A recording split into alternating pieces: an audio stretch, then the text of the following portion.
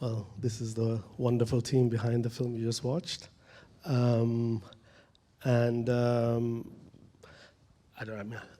I hope you enjoyed it is the wrong thing to say. I hope it was an experience. I'll start off, and then eventually I'm sure there'll be a lot of questions in the audience, so we'll get to that. But I'll start with Kaouther about how, when you decide, because I know you went off to make a new film right now in Tunisia, which is a film you wanted to make when the idea for this came about. How does the urge come to sort of stop another project that is about to go into production in order to make another film? Like how strong does that urge need to be? Yes, I was at the end of the Oscar campaign of Four Daughters, my previous movie. And we were with Nadim in pre-production of another movie that I've been writing for several years. But at the same time, I was glued to the news, following what was happening. And I was asking myself a lot of questions. What does it mean to do movies when reality is beyond the unthinkable?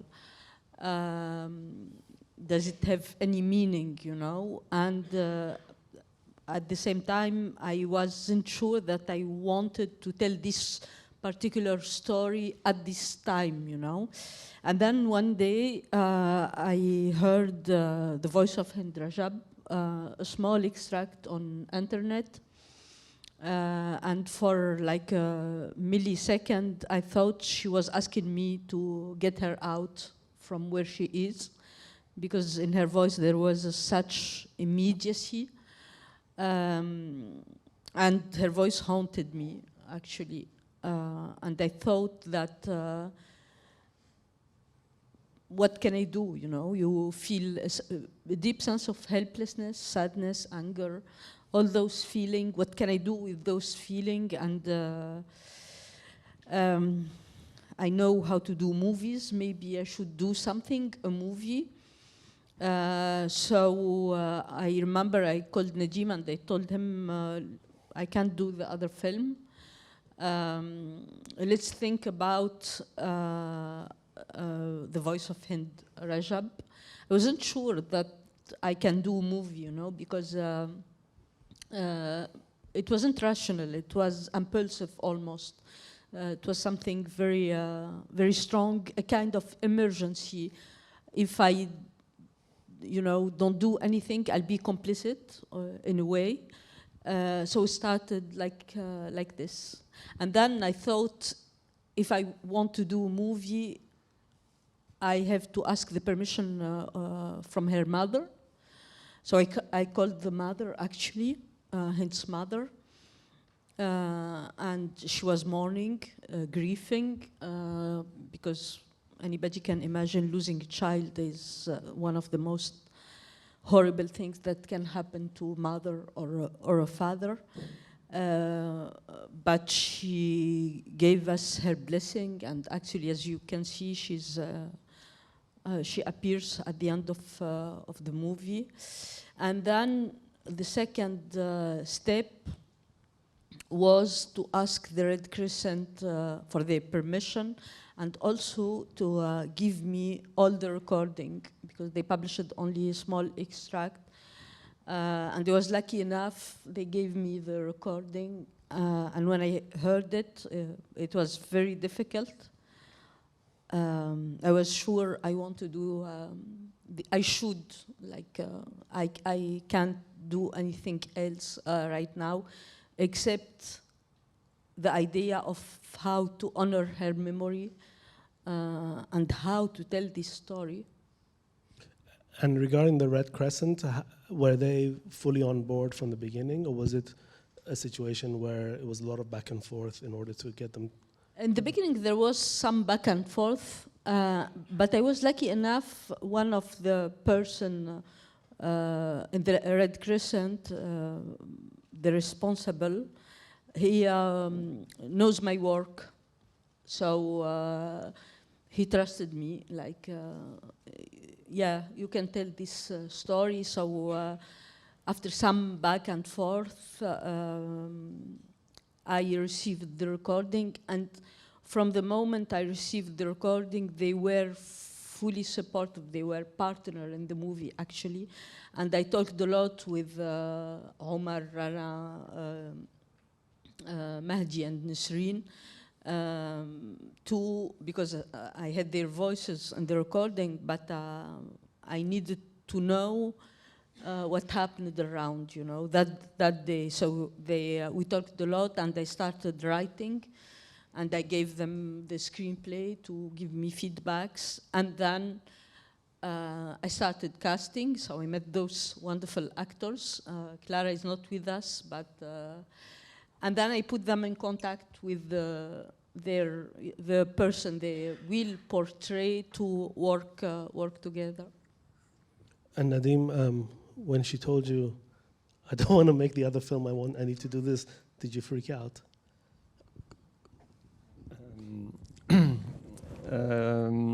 I don't know if the word is freak out, but I was, as she said, it was a movie that we were preparing for a long time, and the kind of movies we do are complicated to finance. And I'm a bit pessimistic, so many times I'm like, it's not gonna happen. Each time you have a no, you're like, oh, we're never gonna make it. And finally, after 3 years, we arrived to the point where we can do it. So it's like, yeah, we can do it. And then she calls me to tell me I'm not gonna do it. So I'm like, this film is never gonna happen. But of course, I trust her. And when I ask her, so what's happening? She tells me I want to do something about Hind Rajab, and then of course it's obvious because I was in the same situation as her, as I think many of us. At that time, it's different now, but if you remember 1 year ago, it was almost, maybe in England it's different, but in France, you couldn't demonstrate, you couldn't say anything. Even saying stop the violence or was like the maximum you could say. And we had this feeling of, I don't know how to describe it, this, it's not even anger, it's despair about what can we do. So when she tells me I have to do this movie, it's at the same time obvious, and at the same time, okay, I don't know how we're gonna do it, but it's true that we have to do something, yeah. And I mean, watching the film is an incredibly, for me personally, I'm sure many in the audience share this, a harrowing experience to watch it. To make it though, and this is, I guess, directed first to you guys, you three, the actors, so just psychologically, how was it, were you able to detach yourself from it as actors, as, let's say, for lack of a better term, as professionals? Were you able to detach yourself from it, or was it just a very relentlessly, emotionally draining experience? First of all, thank you all for being here. You know, we kept reminding ourselves that at the end of the day, we're just telling the story. They lived it, and every time that it did reach that kind of point, it was that sort of reminder. But everyone on set was there with so much love and respect that there was no way you could not continue. But I guess the hardest part was that balance of we as actors know what happens to Hind, but Rana, Amer, Mahdi, and Nisreen at the time didn't know what was going to happen, and they held on to hope. So it was that struggle throughout filming of trying to tell ourselves that we must be in that state and try to save her in that moment. And as difficult as it was, of course, we were met with a lot of respect on set from, you know, Kaouther and Juan and the whole crew, and even the extras on set were Palestinian students studying in Tunis. And in between takes, we would, it felt like really one big hug on set. And for me personally, it felt like I was embracing him throughout the journey. And I think subconsciously I was responding to my request when I first heard her news in January 2024. And I said, oh, I wish I can just hug her. And I felt like this film gave me that opportunity. And yeah, sorry I could ramble on, but that's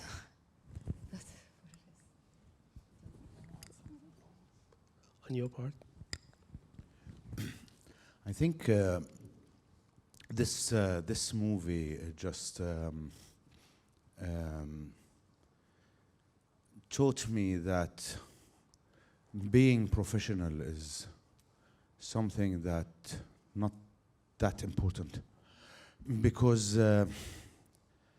what happened to us on set, being struck by the reality and by the voice of Hind Rajab and by the story, while the genocide is keep continuing every day, and while we were shooting, we still were witnessing that children still being killed, and while we were shooting real people that we knew and we talked and they still alive, something about the profession of being an actor, it just disappeared and was not important. I think all of us, the four of us, we never even thought or discussed where is the camera is, what kind of shot is being, how we look, like we didn't care about anything of this.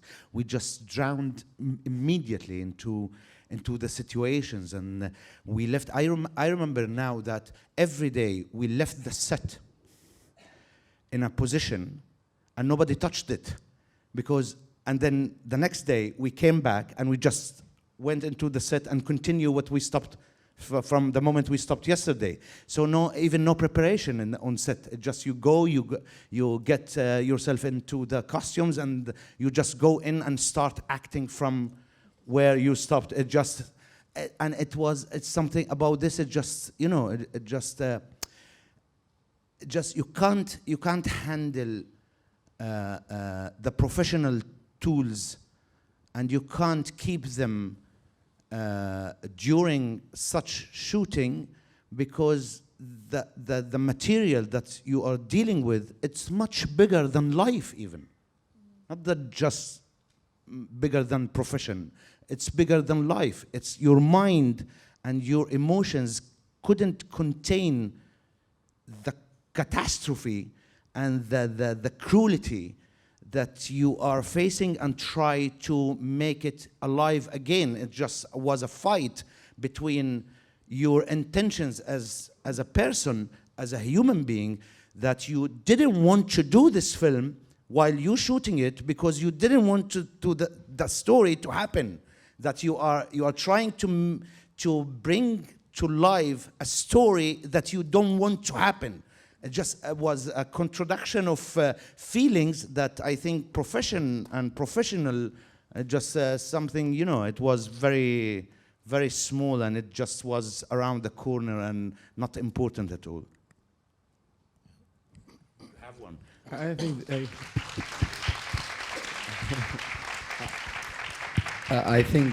think Amer and Saja, you really explained it well. So anything I'm gonna add is gonna be similar to what you're saying. I do agree with them. Okay, but while you have the microphone, then I'll ask something else, because I say your character in the film is very much like almost in a frantic state in order to save this young girl, whereas Amer's character is dealing with sort of a more okay, I don't want to send the ambulance there and stuff because I'm actually sending them to their deaths. So it becomes sort of like a very strange situation where Amer's character is portraying someone who's sort of caught in the middle of sorts, because he's balancing things out. Whereas your character and Saja's character are more like focused on, okay, we got to save this girl.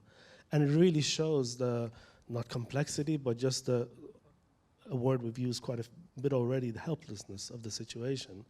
And how was there conversations between you, all of you, about this kind of approach where, for example, there is going to be moments where you're going to be pissed off at him and he's going to be pissed off at you, but you are essentially on the same side. And and again, like those kind of interactions were also very not disturbing, but very moving, harrowing, whatever you want to call it, upsetting. But so was there conversations amongst all of you about that, about the fact that this character of Amer is dealing with a sort of bureaucracy which is in place, like a sort of, it's not an easy situation like we have in London. You call 999, the ambulance is sent over. Do you see what I mean? It's kind of like we understood this through the conversation with Kaouther on even the Zoom rehearsals, and while me and Amer having calls also on the side, but just ourselves. There's some moment where really I wanted to jump on him and choke him, but then you realize, like, but then that you come back to yourself, to Motaz, you finish the screen, the shoot, and you go like, but Motaz is convinced that what Mahdi is doing is the right way. But in the same time, there is the Umar inside of me, like, want to just like, what are you doing? Like, what are you waiting for? And also, like, this, like, kind of, for me, the conflict between the role I played and the Mahdi role, that big war between them, is for me, like, that's the purpose when I was there. Like, for me, that's this big fight between them, because Omar is kind of representing the public, the street, the young generation. And he's more of like, I know what the result will be if you do this. It was so hard to do, but we were like, I grew up watching Amer on the stage. So for me, like, I was like, oh, let's do something together all of our lives, like thinking about, like, I really would love to do something with him. But I never expected that we're gonna be like without this war, I couldn't find my conflict inside. But this conflict, the obstacles between my role and his role, and that bridge in between, there's some moment inside the scene I felt like really I want to choke him, like for real. But then I realized, wait, this is, we are in the film, and the Motaz inside of me, which is me, saying like, but he's right. But the anarchy inside of Omar's character, like, you just want to destroy everything around it. Just send them. What will happen? But in the end also, I swear, like, I felt like when the ambulance go in there was a moment I felt, for real, I'm saving her. Then you go slammed in your face by the reality that's even whatever he tried to do, Mahdi, got the green light, working, called the people to call the Kogat, all of this running around circles, end up with the same result. End up with, like, they bomb it. You got the green light, but they still kill them. So I felt also in that scene, in the end, toward the end, I felt so guilty. I can't remember that I went to him after the cut, and I said, I'm sorry, and I felt I got lost in my head, kind of. I felt so guilty because I was pushing on it,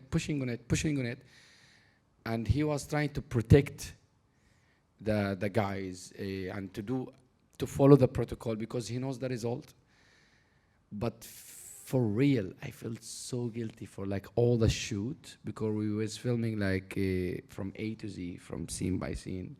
And in the last day we filmed that, I seriously felt so much guilt inside of me, because my anarchism inside of me as a guy from the public made me feel like, oh, if he listened to me from the beginning, it would be the same result also. But you still feel kind of the guilt. It was so much joy to work with him inside this movie, like with all of the cast. But the relationship that's Amer have with Mahdi is so special, and he gives so much love outside of set, in the breaks. Yeah, that's the experience for me with him. Yeah, I think all three of you, I mean, all the acting was along with Hind's voice. I think, yeah, it's a bit mind-boggling to me as a director as well, just how, just keeping within character or composure, I think was remarkable in my opinion. I really thought all three of you, and just in general, and that's testament to your directing as well. I thought it was really, really incredible how you kept that sense of composure in order to tell the story with the story that you're dealing with. So that was great. I had so something Nadim touched upon, that even last year, for example, people's views were a certain way that perhaps have shifted. My opinion, they haven't shifted enough, but they have shifted in a way. I remember a couple of years ago, a few years ago, ads were taken out in trades, Variety and things where people were jumping over each other to express their support for Israel. Interestingly enough, a lot of those went quite silent afterwards, or tried to save face in different ways. And I don't think, I like to believe that the world is aware of Israel's genocide, but I don't believe the world is ready to deal with Israel in its actions of genocide.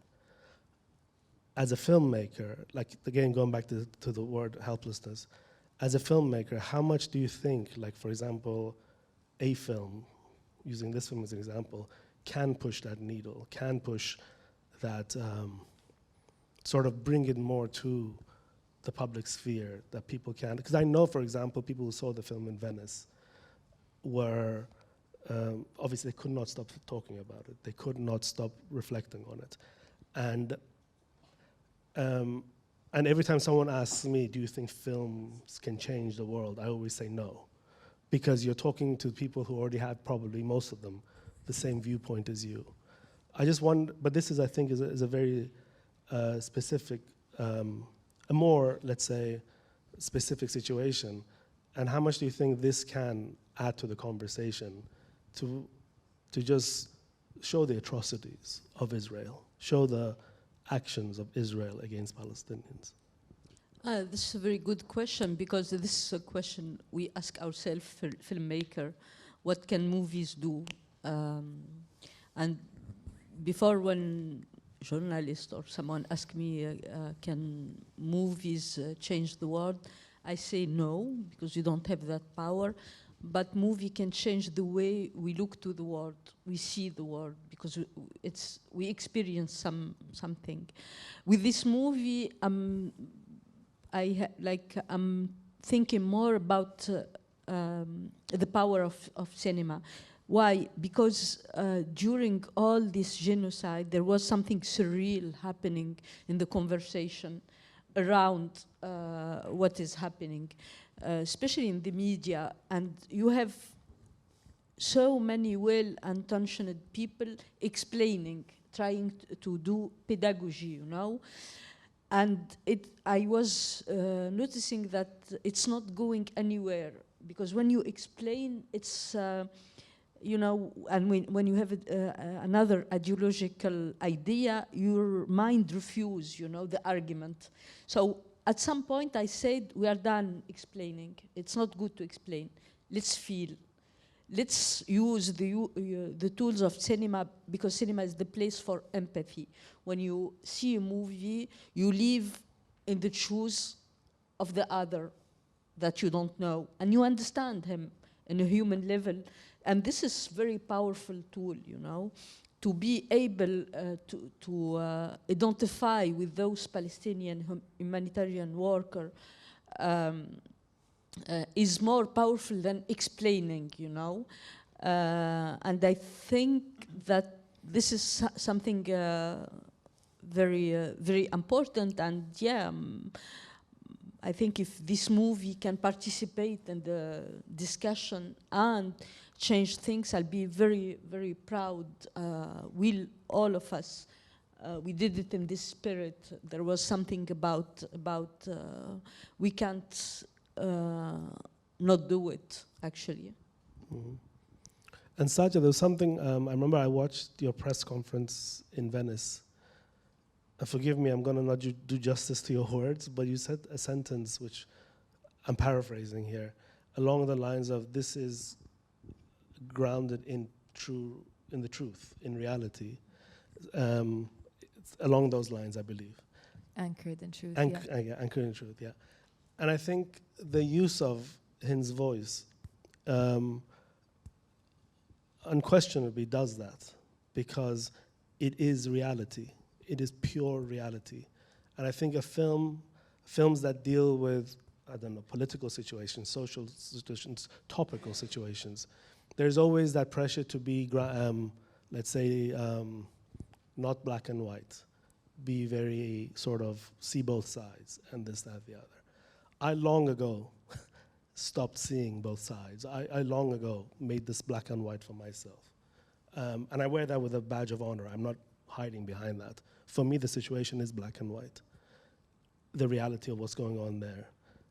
But with utilizing the voice in telling the story, I think it becomes a situation which is completely grounded in reality, because this is not a fabrication.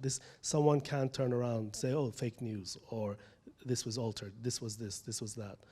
And so in my mind, I think this goes back to my actual question, sort of trying to answer that question myself, in the sense that I think this becomes a film that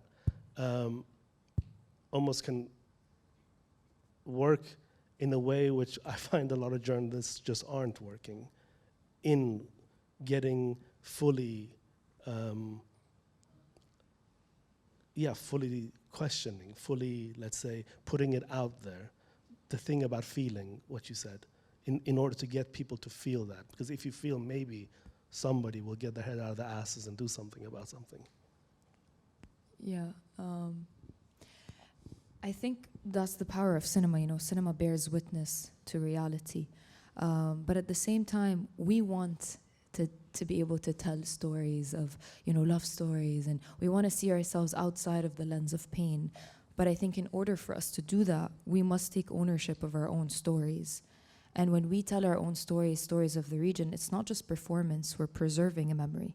So with Hind Rajab, that's exactly what we're doing. It's keeping her alive after she's been failed, and with the hope that this affects, like exactly what Kaouther was saying. Cinema cannot make change, but it can change how you look at the world, and hopefully with that we're going to be able to tell more stories outside of that or that lens. But right now, what's calling is this story, and hopefully we never have to make another Hind Rajab story like Hind Rajab. Yes.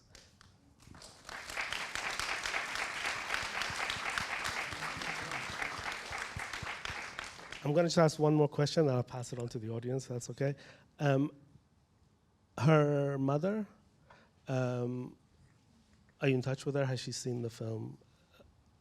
Yeah, I'm in touch with her from the beginning. As I said, it was the first thing I did, and for us it was very important to show her the movie when we locked the editing, but she can't see the movie. She can't even hear the recording of the voice of her daughter, which is completely understandable because she's still in shock. So what we did actually, that the member of her family, especially her brother, she's very close to her brother, we organized a screening for him, so he can tell her that the movie honor the memory of her daughter.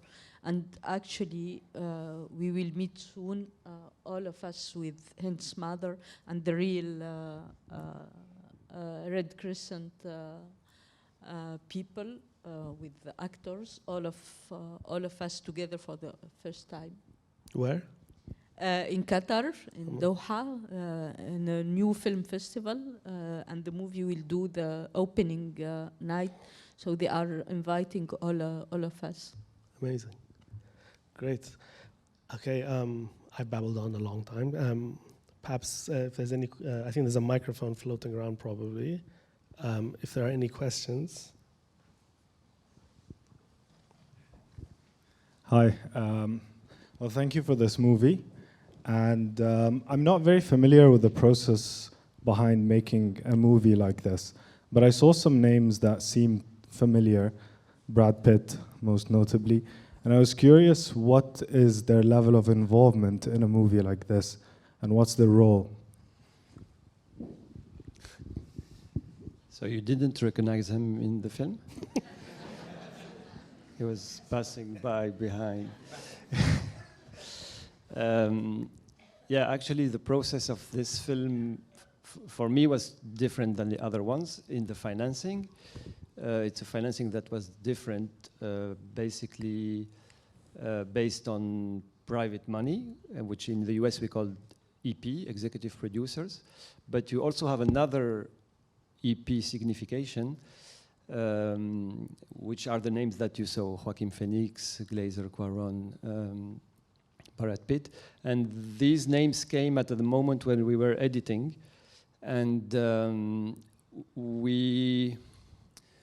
since the goal from the beginning was to make the voice of Hind really heard and reach an audience and want to change things, etc., more than ever we wanted the film to be, I would say at the same time protected and also widened in the audience or something like that. So we were thinking, okay, we need to have some, I mean, the dream is to have some big names with us to make it bigger. And we had some producers with us, and we started looking for who can do that. So we started with Jonathan Glazer, because Jim Wilson, one of the producers, is the producer of Zone of Interest. We contacted Cuarón, we contacted Brad Pitt through his associate that we met before. I mean, you know, we tried to knock all the doors, you know, in hope that one would work. And weirdly and surprisingly, all of them loved it and said, yes, we want to put our name. Which at the point we were like embarrassed, you know, like it's gonna be really a long end credits. But yeah, basically they put their names on the film, which brings attention and and I would say some protection also, because at that moment, it's, as you said, a bit different than now. We were kind of fearing how the film will be perceived. We were going to be attacked, whatever. You can imagine a lot of things. So having some names, we thought maybe would protect us a bit. Any others?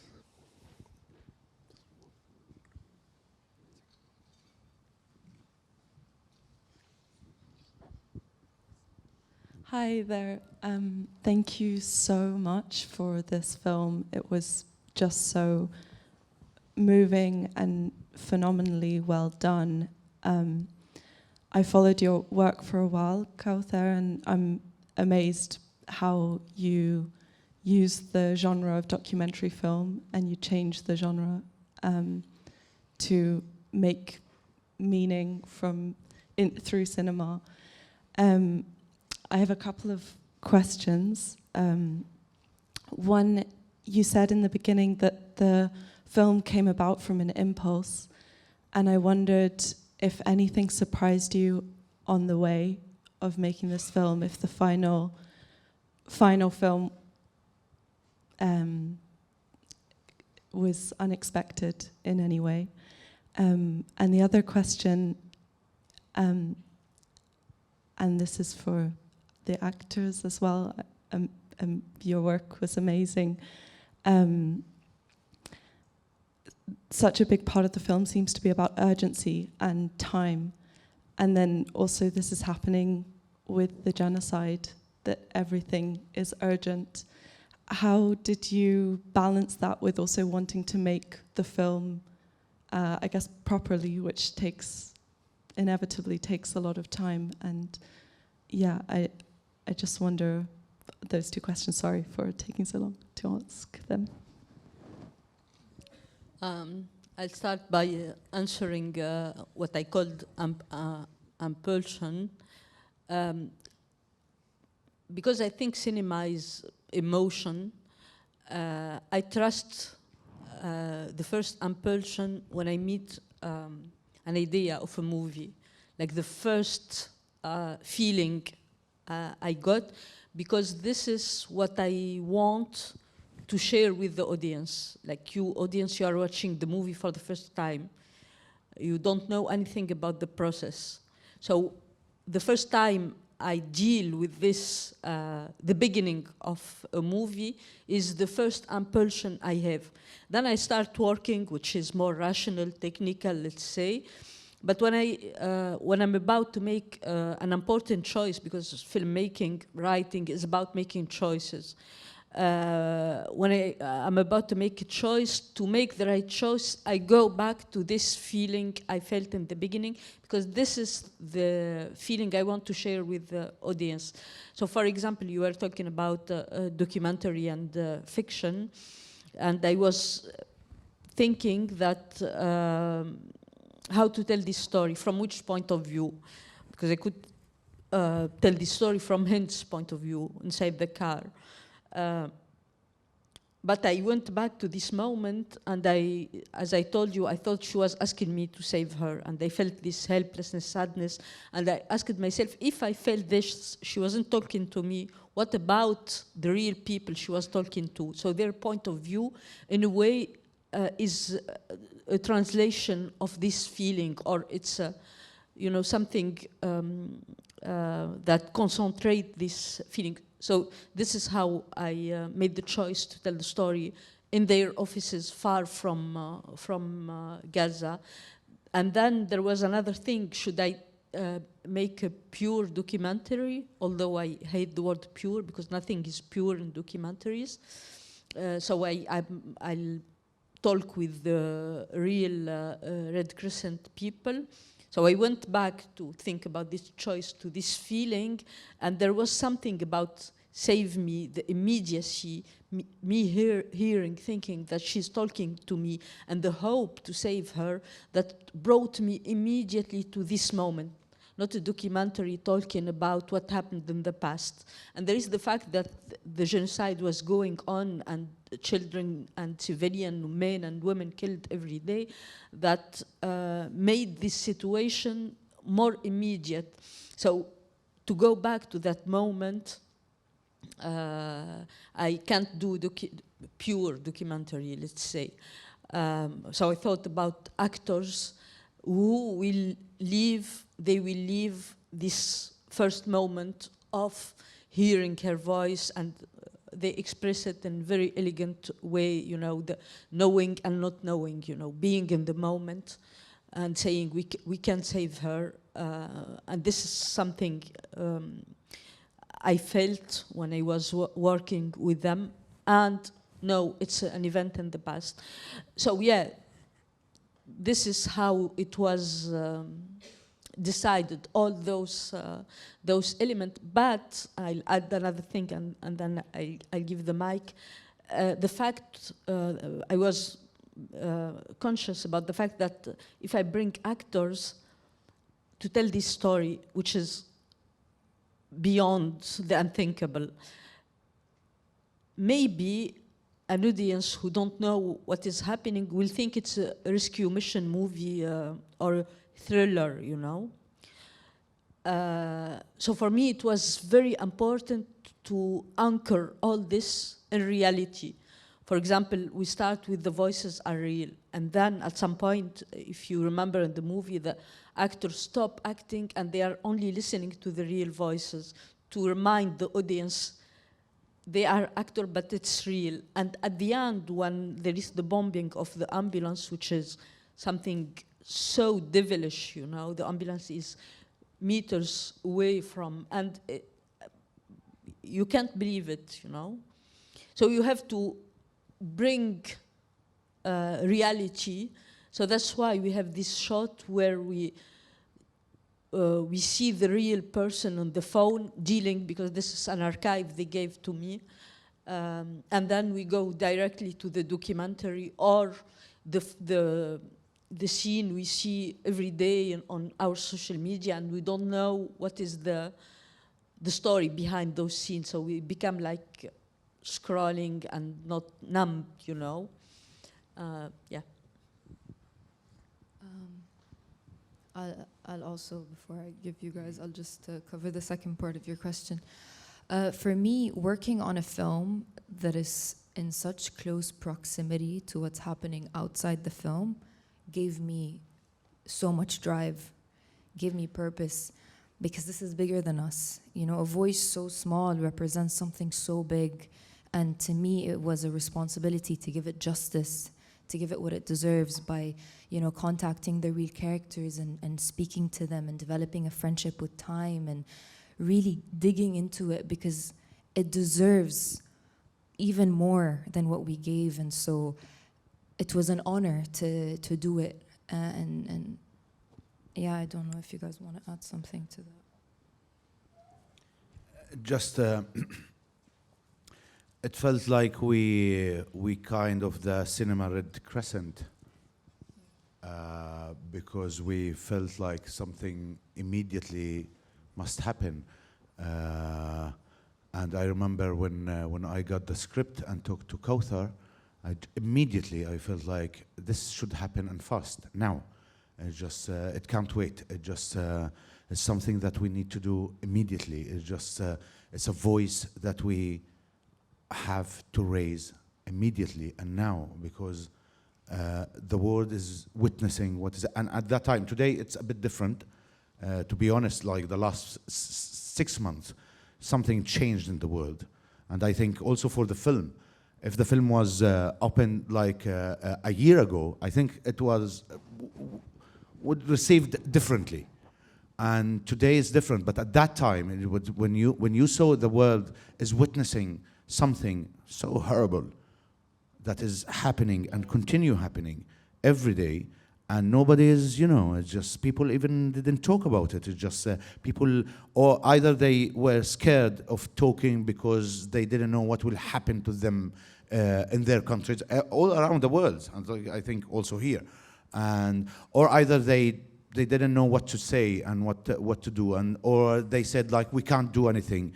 So this film, it just came and said, okay, this is the voice that we need to raise, and this is the shouting from our side to say, hello, something horrible is happening here. And we, human beings around the world, we do nothing about it. So I think that immediate need just, I think, led us all in this film.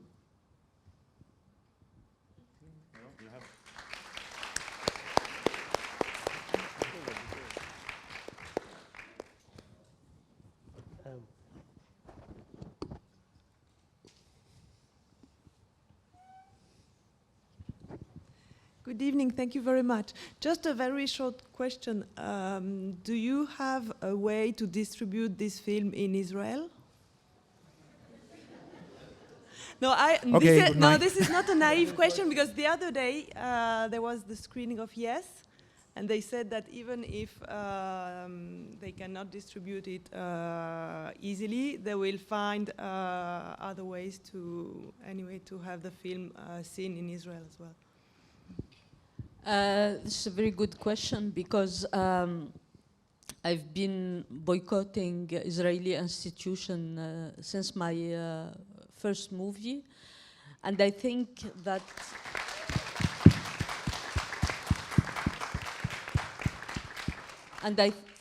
showing this movie, like doing the process of showing this movie in a country that denies the humanity of this child is not is like betraying her memory.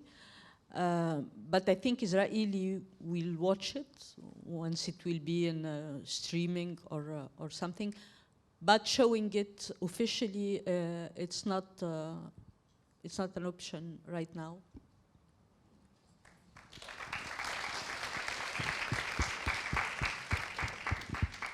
Hello, everyone. My name is Ahmed Azima. Thank you to all of you for showing this film. Just would like to say I'm from Gaza, so my family, they passed through this situation exactly last October 24.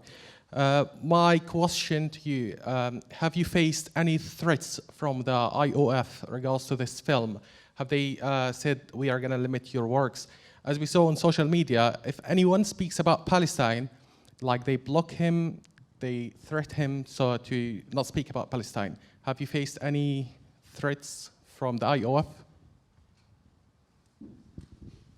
No, till now haven't received any even any how to say response maybe or something. I mean, I'm not talking about the spam or troll on social media. This is normal, but till now, no.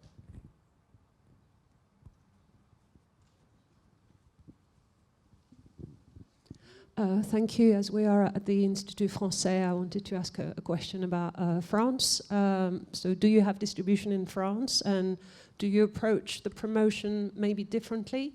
As Nadim said, things are very different in France from here. In France, we can demonstrate in our millions and say no justice, no peace. It's not possible to do that in France, where Islamophobia is much more institutionalized.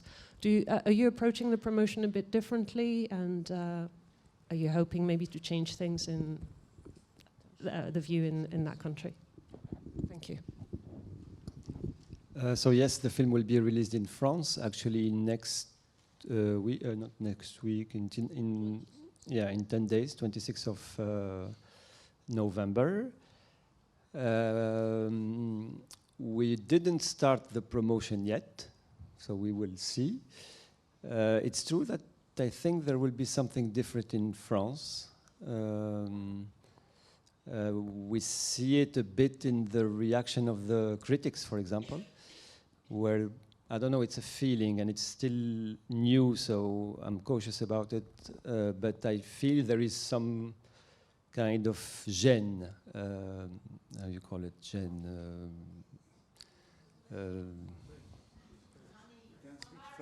Yeah, kind of embarrassment about the subject.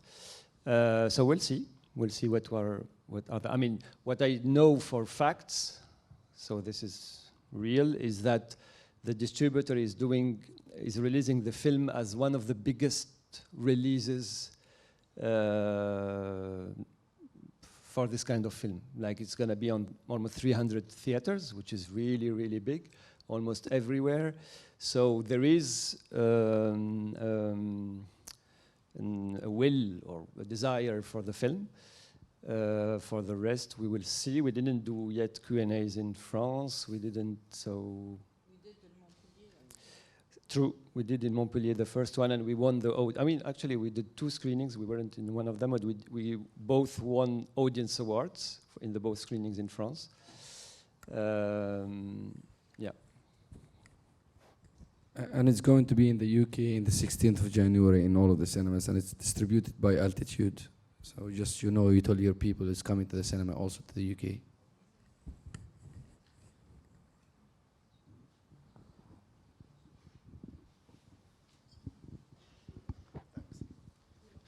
Hi all. Thank you so much. Amazing movie. Watching this actually reminded me of an old story.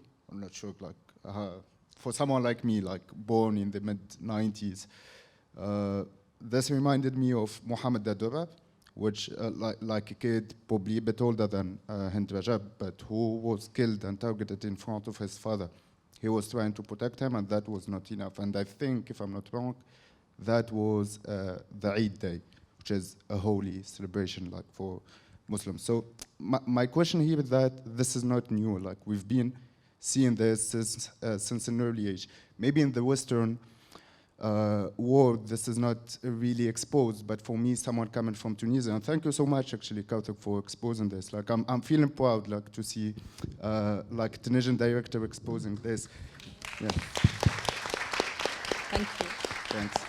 Yeah. So we've been through this a lot of times, and what makes me really angry is that that feeling of helplessness, actually. And you mentioned this already, and you said that we all wish, and I do, like, we all wish that this is the end of the story, this is the end of horror. Like, we wish that Hind Rajab is the last one, the last kid being targeted, being killed. But we all know that it's not the case, and this was in January 2024. And after that, like tens of thousands of innocent kids got killed. So beyond like paying tribute to Hind Rajab and her family and all the Palestinians, and all kids suffering around the world, there's also like a horrible genocide going on Sudan and other countries. So my question here is, beyond paying tribute, what are we expecting from this? Like, can we like dream of a better future, or is the movie just stopping here, just paying tribute to Hind Rajab? And thanks a lot. Before giving the mic, I would say it's a question for you guys, because like you had a strong reaction, and I would say now that there is the film, I hope that the film provokes something into you and all of you that you want to do something. Yeah. And Nadim, from our side, like if you can't make a film if you lose your hope.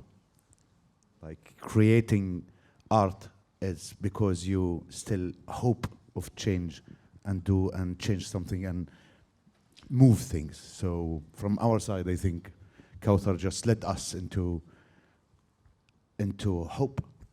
Also, there is something important besides all this. You mentioned Mohammed al-Durra, which is an image.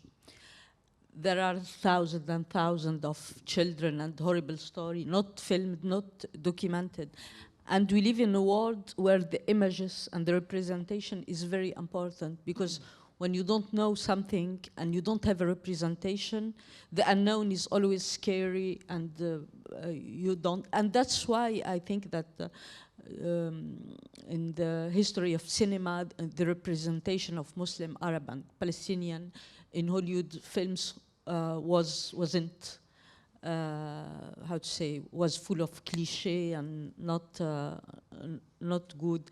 So since I'm a filmmaker, I know the importance of, everybody remember Mohammed al-Durra, but how many, other, because there is an image, because there is, and this is, I think, this is something we should reflect about it, because I think telling our stories from inside, and yeah, this is a wide topic, but I know that when you do an Arabic-speaking movie, it's seen as a niche movie, It's not something like an English-speaking movie, which translates also the world we live in, which is with des rapports de domination, there is dominant culture, and you struggle to give a voice to a girl who had a voice, a strong voice. She's commanding them, come and get me, She's, but nobody could hear her voice, or her voice could have been lost, So yeah, I'm sorry, I'm thinking, loudly, but representation is important, I think. And we took her from Tunisia. She's ours now. So just, I think we have time for one more question. There's a lady.